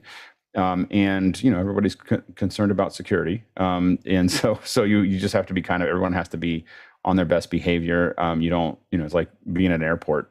You don't want to have people joking about things that they shouldn't joke about there. Everyone takes everything pretty seriously. The overall, the White House staff is incredibly, they're not political appointees. They've been there for 20 or 30 years, and they're the best in the world at what they do. So they're really easy to work with in that case. But you are aware of some of the chairs are a couple hundred years old, and some of the paintings are that old too. And so it's a lot of keeping track of all of those things. For us to get into that space, we would rehearse the load in. We would actually rehearse the whole show. So we would go into a warehouse, very Ocean's 11. That's what it felt like, is that we would go in, we'd find a derelict location and rent it out for the week or 2 weeks.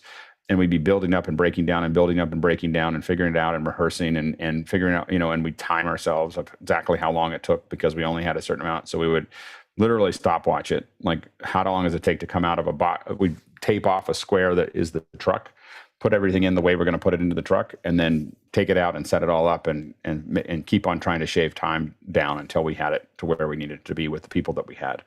And so, so those are all some of the, the challenges there. You can't go get something later. So you got to make sure that anything that you need, you're going to bring in. So you have a more extended crikey kit to make sure that you can fix those things. But those are the things. It's not super hard. Just with all of these, it's just logistics. Everything is just a matter of figuring that out. Next question.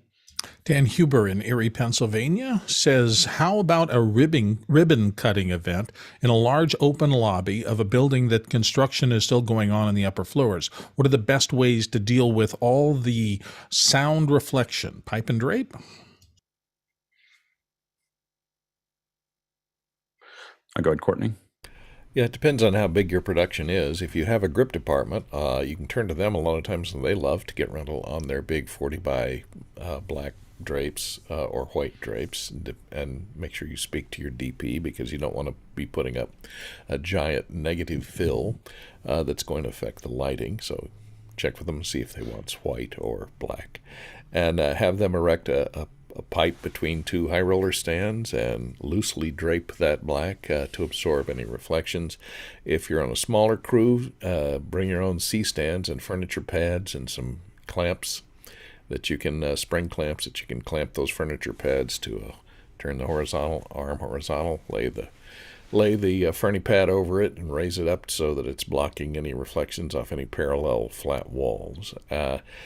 You won't be able to do much about the construction noise other than take a big stack of $20 bills, and then you go and hand them out to all the construction guys and have them take a break early. And here's lunch. Yeah, you're going to lunch at 8:30 in the morning. But yeah, so have them take some time off and offer to pay them for doing that. That's about the only way you can handle that. You can do it a little more structured if you get ahead. We've had ones where we definitely talk to the manager, to whoever's managing that crew, and we offer to just pay them as a group, for we know that they're losing time or they're moving time around. And I've paid up to $2,000 to have a team, the whole team, just take, to the management, to the company doing the construction. How they pay everybody else, it's not my problem. But I go to them and I go, we have a shoot going across the house, or on the house across the road, and I can't have you doing that. Or I would love to, how much would it cost me to have you take a little bit of a break for a couple hours while we do this? And usually they come up with a number and you pay them, and then it goes away. Go ahead, Bill. Well, also don't forget that if your interest is recording the speeches or something like that for a building ribbon cutting, that the way you mic people is going to have as much of an effect on that as anything else. If you have a noisy area, you want to get a mic as close as to their mouth as is humanly possible. So a headset mic like Alex is using today that's right off the corner of your mouth will provide you a substantially better signal to noise ratio against whatever is happening in the neighborhood. And interestingly enough, while I normally go for very sensitive condenser mics, this is a circumstance where I would look about backing off to a dynamic that is not so sensitive, because you really are going to be able to get your primary mic as close to the voice as possible if you do this. And so you want it less sensitive than it would otherwise be. Go ahead, John. Completely agree, Bill. It's all about getting away from anything omnidirectional and getting very directional with your sound, and rear projection is going to be your friend. Yeah, and one thing to know is also who is at the ribbon cutting, because sometimes the construction crew isn't conscious that the president of the university or the vice governor of the state or something's going to be there. And if they have that kind of juice, oftentimes you just need to make sure that people are clear of who's there and what needs to be done, to have that happen. They, once they know that that's the case, oftentimes they'll figure out how to be more flexible. And if they're not, sometimes you can escalate it in a way that has them understand that it's important for it to be quiet. Next question. Roscoe Jones in Bray, California is up next. Other than a union venue, do you hire crew just to move your boxes, or do you ensure safer transport by having your regular crew do it? We hire loading crews all the time. So we definitely have loaded in a lot of our own stuff. So our crews have loaded in and made that available. And that had to do with sometimes budget, sometimes that they just want to control it. But for some of the larger things, especially when there's technical things, we may load it in. Like it's just pushing some crates around. When when it's truss and lighting, we have people come in and load that in. They're there for the first day, they load it all in, and then they leave.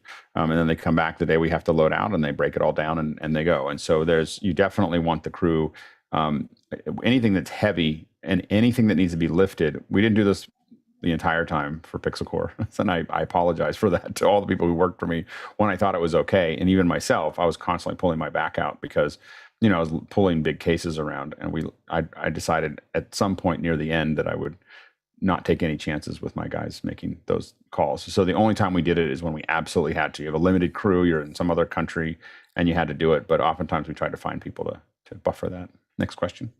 Jonas Dattel, Stuttgart, Germany says, how much backup do you bring? And I'm not sure what he means by backup in this case. In most places where we load in, we have a backup for everything. It may not be the same as the main area. Like we'll have two switchers. Are they both identical? No. But can we survive the show without the main one? Yes. We have backups to the, the mixer, backups to the mics, backups to the, so we generally have some version of as close to parity as we can, two of everything. And then if we can have two of all of those things, we do it. It just depends on what we have there. And it also depends on the access that we have. Like in San Francisco, we bring less backup because, we bring a lot, but less because we're very close by. But in other countries, we are more careful. Go ahead, Courtney. Yeah, Alex covered most of it. It depends on whether it's a live broadcast or if you're just shooting something that's going to be edited later. Obviously, if it's a live broadcast, you're going to want to have your backup stuff powered up and online and ready to go to in case you have something fail.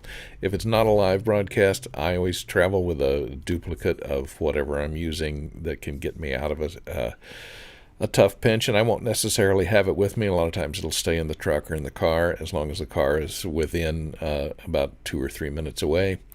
A lot of times you're required to park vehicles, like your personal vehicles, at a parking lot that may be 3 miles away. In that case, I have to unload all my backup equipment and keep it at the house at a location to make sure I can get to it in less than a few minutes if something goes down. Yeah, absolutely. Next question.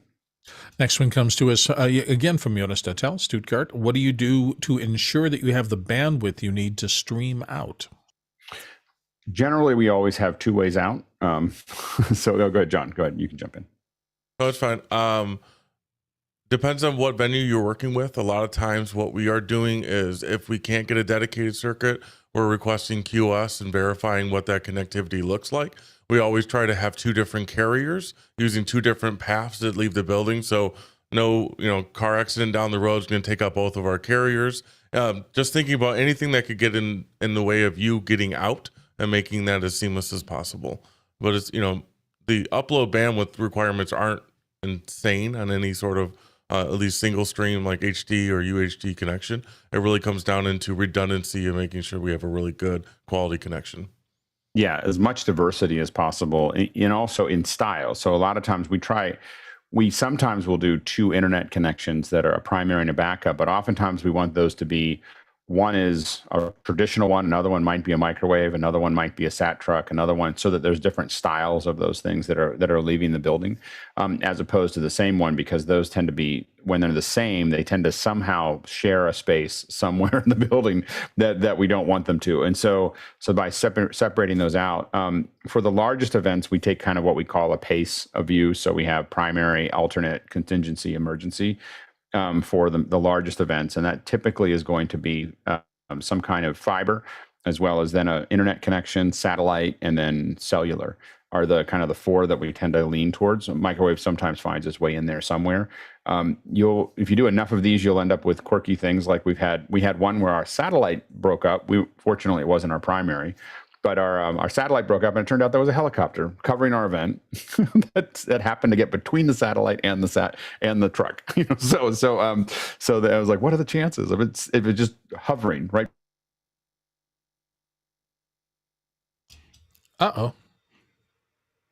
Those, as far as when we don't have those options, a lot of times what we're doing is it says I'm unstable, so hopefully you can hear me. A lot of times when we don't have those options, exactly what John talked about, we want to see QoS. If we go to a small location where they don't have QoS, we usually ask them if we can put a box at the WAN. So we're like, hey, can we hand you back your building bandwidth and we'll take care of the QoS? And then we're going to throw a Meraki or something else in there. We tend to be pretty aggressive about how much headroom we have if they let us do that. So their Wi-Fi isn't going to work as well as it normally does when we log into there, because we're going to take the host of it. Oftentimes what we do there is we take the whole hard line to ourselves. So those are the kind of things that we tend to approach. And now no one's going to, anybody who sees this show will no longer let me do that, because they'll realize that I'm not going to, I'm stingy. Go ahead, Chris. I just want to point out, I happen to know that Alex is in a hotel where he cannot get Ethernet, but what you are seeing there, those breakups are why you shouldn't let people use Wi-Fi. He's got great bandwidth. He's got 7 megabits up, as he reported at the beginning of the show, but Wi-Fi falls apart. Well, and it's shared. And actually, it was interesting. It was very stable. It was fairly stable up until 8 o'clock. And so something happened. You know, people maybe are waking up at a hotel. Like that's the problem I get into, is that people around me are waking up and they're turning their thing on and everything else, and so it is. It's, you know, and yeah. So and again, I don't say it to point fingers, but it's a good example of why you don't want to.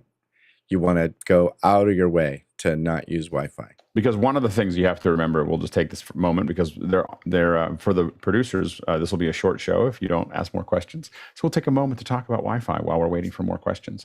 The thing is that in a hotel is a great example of an office building. So you'll see me break up. It's not necessarily that my bandwidth is falling apart. It's that a whole bunch of new devices are hitting the Wi-Fi access point. And so so when they all hit it, it just suddenly loses track of, oh, I got to talk to this person, this person, this person, this person's opening it up. I'm gonna handle this password. I'm gonna do the blah blah blah blah blah.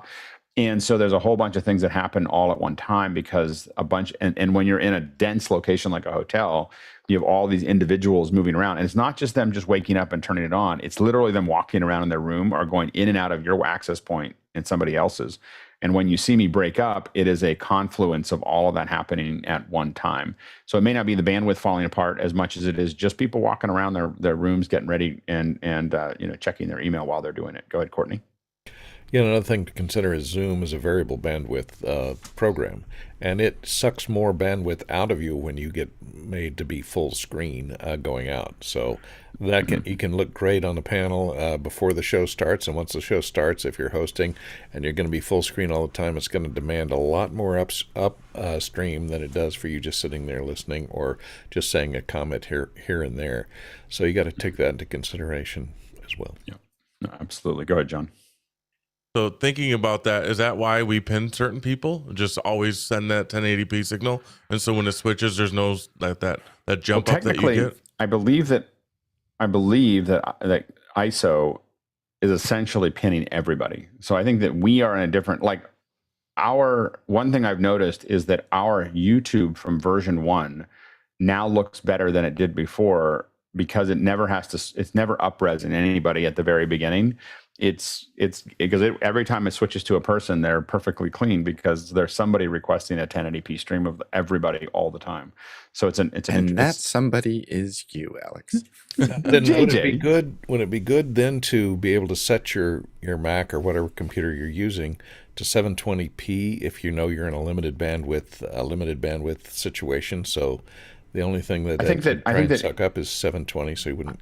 I don't think it's a bandwidth issue here. I think it's an AP issue, and I think that it would break up at 720 and at 1080. I don't think it would matter, because it's just losing whole packets of stuff is falling off the table. So I think that's the issue. That's the real issue that we're up against. Let's go to the next question. Tim McCullough in Wichita, Kansas in the USA here says, for the panel, what's your experience with due diligence advancing in historic or culturally sensitive locations, buildings, or facilities? Go ahead, Courtney. Well, what we see a lot of times is the crew will gather ahead of time. The AD will gather the crew outside the facility and lay down the ground rules, like they have a safety meeting, and they'll give you all the ground rules for shooting at this location. They'll tell you absolutely no food or drink is allowed inside the building, or if you're shooting inside a church or some other culturally sensitive facility, that you got to keep the horseplay down and keep your voices down and be respectful of those around you, especially if that venue is still open for non-production people to be using at the same time. So you have to be cautious about if you're shooting in, a lot of times we'll shoot in a cemetery or in a church that is open for the regular parishioners to attend, to come in any time of the day. So you have to respect the seriousness of the venue that you're in. And this is why a lot of us won't hire people randomly for our shows is, when you bring in a team and someone on your team is inappropriate, the client's not going to make a distinction of, oh, you just hired a local crew. It's going to fall on you, for them to be however they are. And we've had it where folks have been not appropriate. And the best way that we've had to just literally let them go in the middle of the show. Like, just, I need you to leave. I need you to leave the building right now. And usually we have, my PAs oftentimes are much more technical than most people's PAs. They're heavily trained and ready to go, and I can have them usually sit down and at least survive almost everybody's position. But oftentimes, we've only had to do that once or twice, but it was dramatic because we were just in a show and someone's shooting off their mouth. And I mean, like, the worst thing to do on a team is shoot off your mouth on set. Like, just so you know, like, that is like, there's a lot of things you can do badly. I mean, screwing things up is bad, but shooting your mouth off is just a disaster for producers, and so that's yakkers are something we get rid of pretty quickly. We definitely don't invite them back again. So I think that in culturally sensitive places, especially, we also remind people to not wear logoed shirts. Be super careful of the logos that you wear on your shirt to make sure that you're, they're appropriate or neutral, because we've had people come in and I've told them that they had to change a shirt or leave. I just need, I need you to, move on. And I think it didn't look to them like it looked like them. It was like, they had I think it was like, what was it? A tequila shirt on, which seemed like dark tequila shirt with a tequila thing, but I was at a Muslim event. I was like, you can't wear that shirt here. You can't, you need to go sort that out, And so those are the kind of things you just didn't quite think. So the easiest thing to do is not try to think about it and just don't have any logos. Go ahead, Courtney. And a thing that you might consider is making sure the crew all has walkie-talkies with earpieces in it and a separate microphone. So that way you can keep your voices low. So even if you're just doing your job where it requires communication from one person to an assistant, or you got to keep in mind also that there's a lot of industry jargon that can be misinterpreted by people who don't understand it. Yeah. Like if you're saying, telling the grip crew, oh, hang a black over there, that can be very offensive in certain situations. So you got to be very cautious about stuff you say every day and you don't think twice about it. But if you're in a culturally sensitive location, you have to be very careful about saying this stuff out loud. Yep, absolutely. Next question. Next one comes to us from H. Mitchells in Washington. What do you do with too much unavoidable sunlight? How about for projects involving charities or houses of worship that do not have an actual budget to adapt easily using technology? Go ahead, Chris. Nothing beats gelling windows when you have a lot of them. I think the biggest gel job that we've done was about 70 or 80 feet worth of floor to ceiling windows, and they were like really tall windows. And if you're in a house of worship, I may recommend you pray for a cloud cover. I mean, it doesn't hurt. Yeah, Bill? Duvetine is your friend. We used to take bolts and bolts and bolts of this stuff on location to every shoot we do. And normally you can hang it on a couple of stands and a crossbar interior, but in the circumstance you're in a house of worship or something like that and you don't want to destroy the aesthetics of the interior for shots, you can take it outside and lay it up against something and secure it so that the sunlight doesn't hit the windows. That to me is the most universal thing that I would never go on a location without, a whole bunch of that to control light. Yeah, one of the things that I didn't really think about until we started working with a lot of crews was how much you can block from the outside as opposed to the inside. So you sit there and try to figure it out on the inside, but sometimes it's easier to just throw up a bunch of rigging, a big silk, a big doobie, a scrim. All those things can be oftentimes much more ugly on the outside than they were on the inside, depending on where those windows are. Next question. Eduardo Augustine in Panama is up next, and he says, do you need to have Zoom running with Zoom OSC and Zoom ISO to make it work, or each one replaced by each other? So I think we'll answer it. It's a first hour question that I think that, but we'll go ahead, and we got a little bit of time here. The ISO does a lot of things, and I'm sorry, OSC does a lot of things. It does a lot of control. They don't replace one or the other. ISO just makes sure that you get these clean feeds out of Zoom ongoingly, but the OSC lets you do something with them, and it also lets you do a lot of other things with Zoom. Next question. Next one comes to us from Jason Robertsaw in Sarasota, Florida. He says, streaming remotely from an iPad for virtual field trips. Is it better to use iPad's internal SIM or connect an iPad to a hotspot? I think it depends on, who your provider is, and who the provider is. Sometimes we get hotspots that we just know that that provider is good in that location. That's the advantage of that. But if you have it built in, it's something that you can usually manage there. Go ahead, John. If signal is an issue, you can potentially move the hotspot a little bit further away than you could the iPad if you're streaming directly from it, so you could get a better signal and then use the Wi-Fi to transmit that data. And if it offers an external antenna on that transmitter, it also can, be a beneficial there. Yeah, go ahead, Bill, real quick. I was surprised to find out how variable cellular providers can be. When we moved here, we had at AT&T in our old neighborhood, and even moving about 10 miles over, still in an urban area, still near a major freeway, it turned out that the old AT&T SIM coverage was much less than in this area, the Spectrum coverage. So we had to change phones and everything to get a more stable thing. So I would try to bring phones with different providers and test out and see which one's going to give you the best thing if that's all you got going for you. Yep. Next question. Sam Squires in Turnbridge, Wells, UK. What's your favorite and or most exciting location you've loaded into? And similarly, the most challenging location you've ever loaded into? Go ahead, Courtney. Well, I've already mentioned some of them. One I'll mention is we were shooting a commercial inside the home of the publisher of our Architectural Digest. And so everything in that home was, expensive furniture. There was a painting on the wall. It was on a canvas that was about 8 foot square, and it was just black. And somebody mentioned to me, hey, be careful about that. That painting cost $6 million.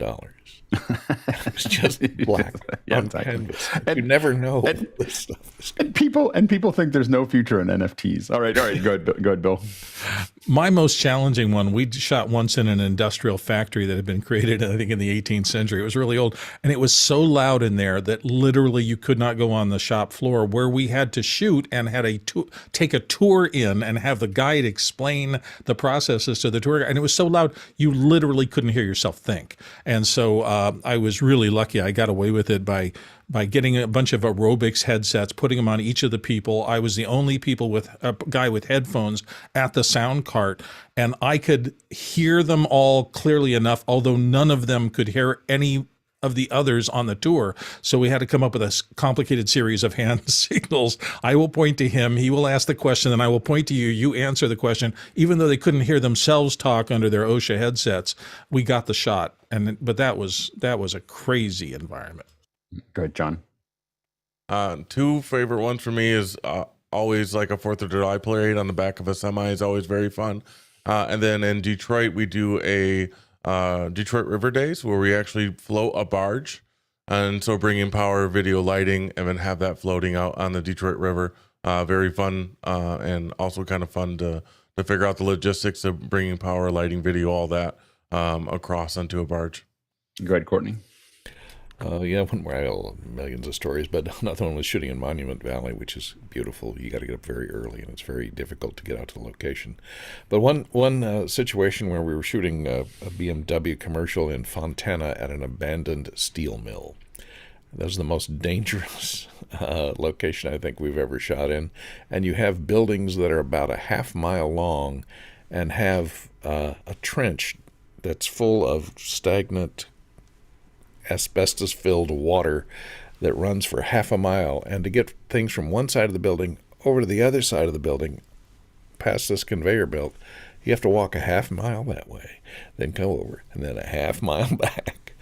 If you left something on the other side, it'll take you 20 minutes to get it. It may just be 10 feet away from you, but you can't get up and over this this extrusion line for the steel that used to run through these huge buildings. Plus, since it was abandoned for 20 years, it's covered with asbestos and sharp, rusty metal fragments all over the ground everywhere. Yeah, I think that I'm trying to think of favorites. I think it's probably for me the White House and the Smithsonian, and Femi Kuti's bar in Lagos, Nigeria is just this amazingly industrial and cool bar that he plays out of, and we streamed out of that one day. That was a lot of great moment there. The hardest one is probably the Mars Desert Research Station in Hanksville, Utah. It's 7 miles off the road in the dirt, really nasty dirt road. When you get there, it's really cold. It's not 7 miles it's 7 miles dirt road going through canyon and rocks and everything else. We literally broke one of the trucks trying to make the turn on some of the stuff, and had to put 2 SAT trucks and a bunch of other trailers and everything else there to do a shoot. And it's really dusty and really cold. And so I think that all of that was probably one of the harder load-ins that we've had. Go ahead, Chris. For a second there, I thought you were saying shooting on Mars. I don't know if I can't talk about that one, Chris, because everyone keeps thinking that they are going to be the first to Mars. So if we talk about the film crews on Mars that we had to leave behind, got it. People get upset. So I don't even know if the building is still in existence, but many years ago, 30 plus years ago, I did a shoot at what I'll call the old Atlantic City Convention Center. And the amazing thing about it was gigantic. Like, you enter at the boardwalk and you walk toward the stage, and you start walking toward the stage, and you see the stage, and the stage is there, and you're walking and you just keep going and you keep going. And then you look back and you're like, I'm only halfway there. I should have packed a lunch to walk across this room. And the proscenium itself in this theater, a convention center, is 180 feet wide. And everything is to scale. So like, we were loading in, and at one point we had to call a contact of somebody in New York City, and we said, send all the cable you got and all the barrels you got, because everything we're running is like, we were totally unprepared. Not like an Alex Lindsay load in. We were completely unprepared. It took us like 4 days to get everything working, but it was a nightmare. And I talked to some of the crew guys, the local guys, and they said, yeah, one time we flew a helicopter in this room. I said, why? And he said, proof we could. Next question. Next question comes from Chris Widener in Lafayette, Indiana. He says, a lot of meetings I shoot have a 30-minute prior to setup, and they need all the equipment. What is the fastest way to make tripods look less obtrusive? Fabric skirts? Yeah, I mean, we wrap our tripods a lot. So we put Duvetine around them that we've already kind of figured out. Sometimes with some of the nicest ones we've built them with like little Velcro. So we just pull them around and just pull the Velcro down, and it wraps the tripods. A lot of times that doesn't work because you have to have a really thick part of it, because it's different when you actually set it up. Go ahead, Chris. To me, that always looks weird. And I would love to see like a scientific polling of the general public, because to me it just, so what you're not happened hiding anything. Just buy prettier tripods.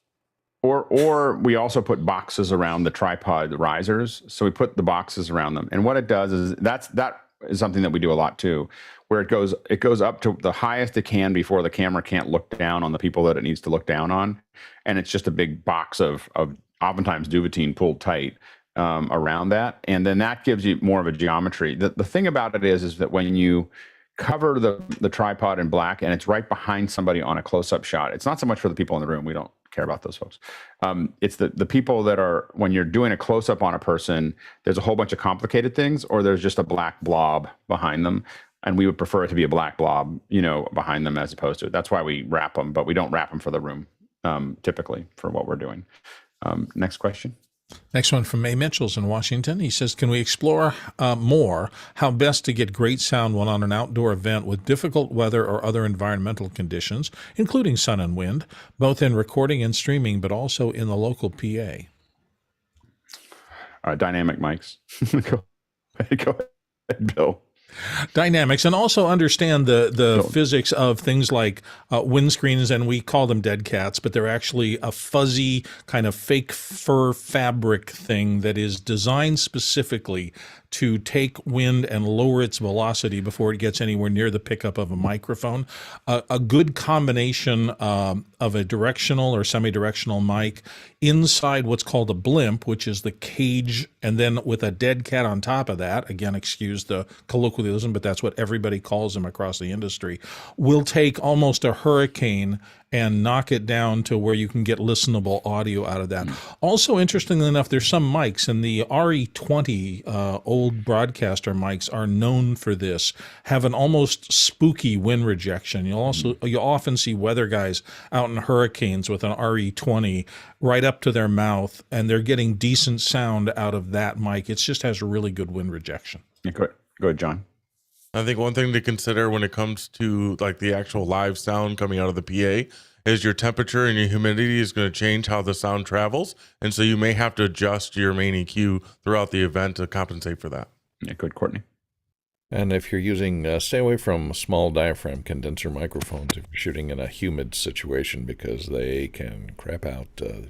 Sheps notoriously are bad in high humid situations. So if it's just rained, or if you're in a rainforest, or in Houston, where the humidity is really high, stick to the dynamic mics, as was said before. Next question. Ronnie Settle in La Plata, Maryland says, I'm wondering if using cellular data would provide a better connection than hotel Ethernet. Should we have Alex test? It depends. I did a test beforehand, and in this specific place that's surrounded largely by water, there just isn't the cellular connection. I did not think was going to be as good as the hotel, so I made the decision that it wasn't going to work as well. Next question. Chris Widener in Lafayette, Indiana is up next. He says, has anyone used a projector for bouncing light off the ceiling? I haven't done that, mostly because projectors make a lot of noise. Go ahead, Courtney. Yeah, I was about to say that we have used it. I've used it in a situation where we were simulating a control room for a rocket launch. And there were supposed to be projection screens up in front of all the people that you see, like at NASA.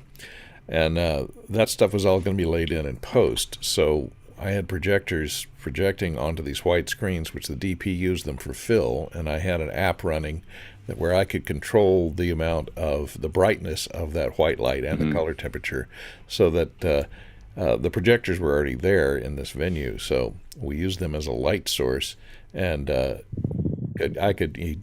need about a half stop less, and I could just dial down the brightness of the image that's going to the projectors and control the lighting that way, which worked out quite well. Yeah. Go ahead, Bill. Yeah, it wouldn't be my first choice to use a projector, because that is by its nature a very hard beam, because it needs to project detail. When I bounce things off of a ceiling to up the general light in the room, my preference is a Fresnel, which is already going to give you a relatively soft beam, and then projecting it onto the ceiling for lighting a large area tends to work better. The ceiling will spread it out, so I wouldn't hesitate to do it if that was my only choice, but I think Alex is exactly right with that the issue with the fans, because those xenon or bright bulbs in there almost always have to have some sort of heat handling, and it's often powered and it's often noisy. Next question. Robin Crutshaw in Atlanta, Georgia says, for me, I guess, did you do the voicing for the FAA videos? I recently took the FAA Part 107 drone UAS license course for licensed pilots, and it sounds like either you or your voice doppelganger did the audio. If you did, could you discuss the process? Unfortunately, no, I did not do those. I was the voice for many years of McDonnell Douglas Helicopter Company when they were going through the development of the Apaches, and I have a great historic love of working with those kinds of shots. I got to see some amazing things, particularly when the Apache was doing its stuff in Desert Storm and stuff like that. It was an exciting time. But no, I haven't done work for the FAA. That and the Bureau of Land Management were my two big government VO clients. Next question. Moving on, Eduardo Augustine says, how do you handle a stream here? There is no cable Ethernet. It's a sports stadium and difficult to get a reliable cellular provider. So in those environments, in the United States, we usually have fiber connection, something like the Switch or other trust. But in stadiums that are overseas, we don't have that luxury. Typically, if we don't think we have good cellular and we can't get something from the stadium that we rely on, we bring a sat truck in.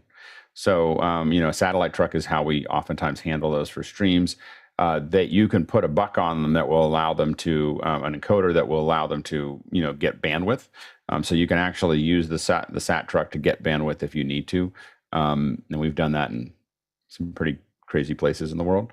And so you can do that, or you can backhaul that video stream from the local satellite to somewhere that can downlink it and then encode it there. So those are usually when cellular and there's nothing available there. The last resort for a lot of those things is going to be a satellite truck.